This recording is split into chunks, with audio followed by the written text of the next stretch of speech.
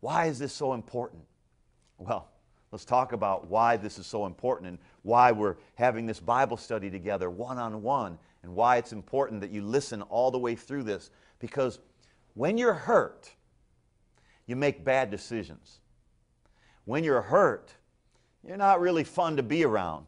When you're hurt, you allow anger and depression and stress and emotional baggage to control your life. And folks, life's not meant to be lived that way. So, how do we get to that place? What are the steps we take to never be hurt again? First, we take up our shield of faith. Number two, we forgive as a gift. Don't wait for somebody to apologize. Give forgiveness as a gift. Number three, forgive that person by faith, whether you feel it or not. Number four, don't keep bringing it up all the time. You know, when we were kids and we would scrape our elbow or scrape our knee, and our parents, or we would put a bandage on it, we'd cover it up, and you know how we'd like to brag about that, you know, at least with boys. Boys would like to brag about, we as boys, we'd rip that bandage right off to show everybody, you know, our little scab or our little wound. And every time people come over, we'll pull that bandage off and show them, or when we go to school, we'll pull that bandage off. But notice, every time we would ever pull that bandage off, we would delay the healing process because we keep reopening the wound and delay the healing.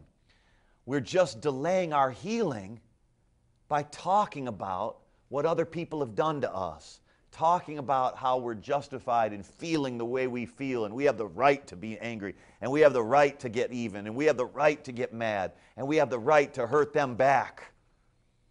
We all deserve to go to hell, but God in His mercy rescues us. So you know what, folks? You got to forgive people and stop opening up the wound all the time and stop talking about the pain all the time. We don't have to talk about what other people have done to us. Take it to God, not to others. This is how to live. When you start thinking about what somebody did to you, you got to stop yourself and think about what Jesus did for you, and you'll never be hurt again. I like what 1 Peter chapter 2 says. I believe it's in verse 20. He says, when we handle mistreatment with grace, when we handle mistreatment with forgiveness, when we handle mistreatment and unfair treatment. Have you ever been treated unfairly? Come on now, join the club. I got both of my hands up. Are you with me on this one? If you've been treated unfairly and yet you handle it with love and forgiveness, the Bible says it brings favor in our life. Look at that verse in the New American Standard Version. It says it brings favor in your life. Favor shows up. Favor comes. And I need favor in my life. How about you? God brings favor when you resist the temptation to react to what someone has done to you. And when you resist the temptation to be hurt by what they did to you. When you resist the temptation to be controlled by a mistake that you've made in your past. Resist that, and guess what's going to happen? Favor is going to show up. Favor is going to surround you like a shield. It says in Psalm chapter 5, verse 12, favor will surround you like a shield. We've been talking about the shield of faith. It's a shield of faith, it's a shield of forgiveness, and it's a shield of favor.